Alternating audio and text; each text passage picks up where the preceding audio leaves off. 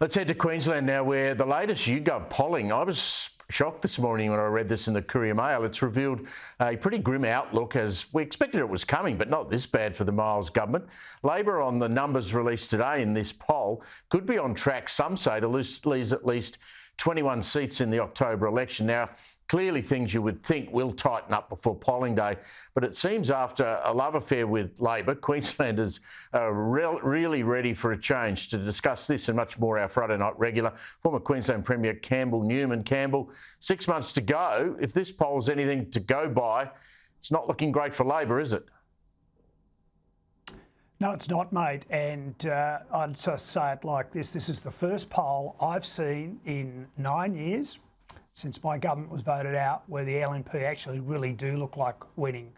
So that is very encouraging, because we need to have a change. We need to get rid of this absolutely incompetent government and an nincompoop of a premier.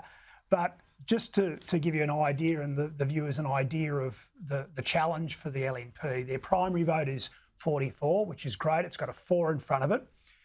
We lost in 2015 with 41.3, and we won in 2012 with a primary of just under 50%. So they're sort of in the middle.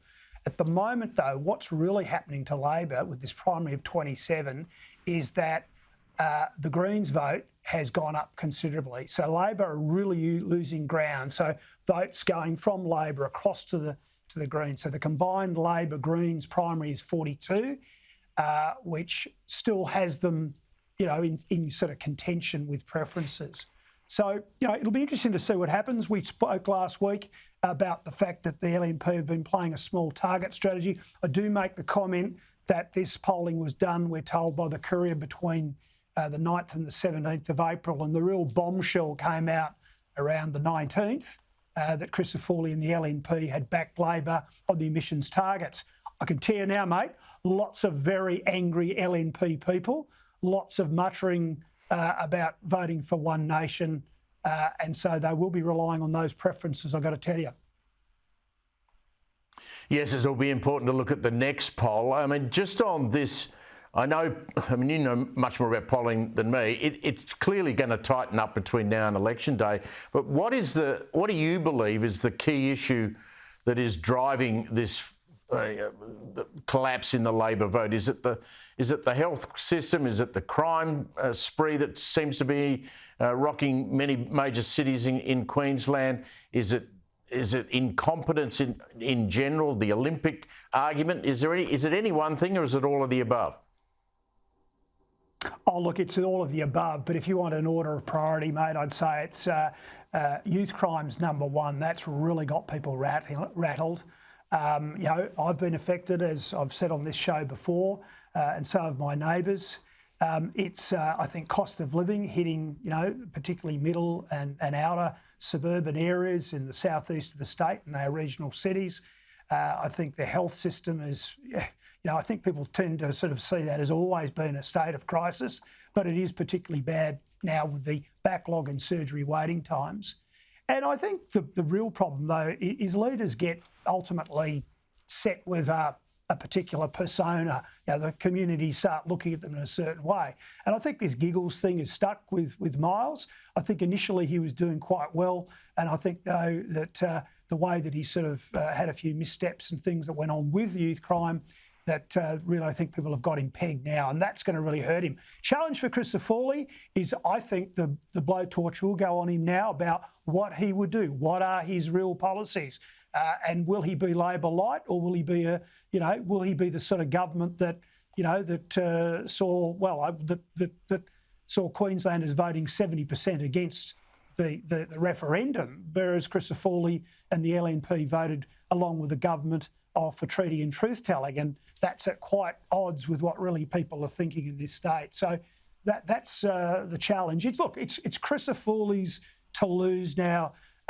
Speaking from this poll.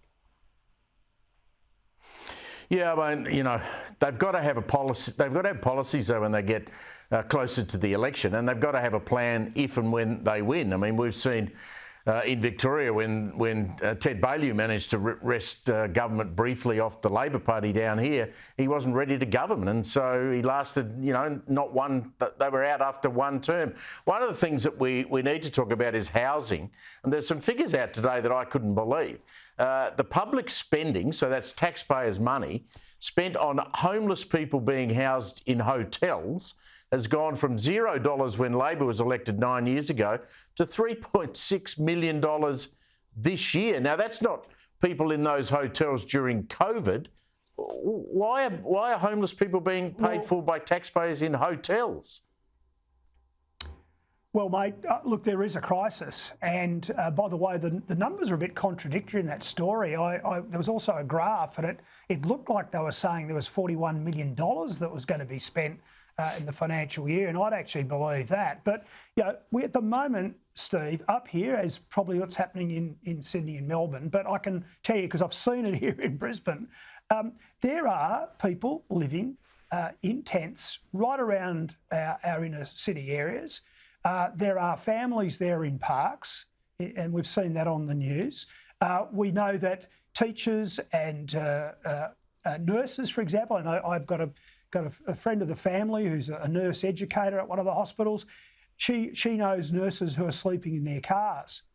That's how bad it is. And so, look, governments had to respond, and I suppose I can't fault them for that. But it just shows that when you shovel, so many immigrants into the country, and that you don't actually sort out the impediments on delivering new homes, and you actually have high taxes on creating new homes, and you have terrible IR, that you're going to have real problems in delivery.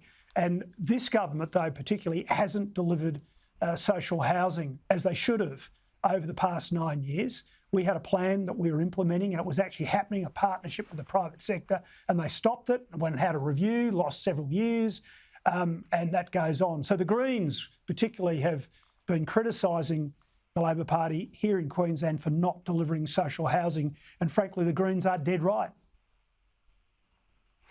Yeah, it is the same issue right around the country. Campbell Newman, always fabulous to catch up with you. Thank you for joining us again on a Friday night.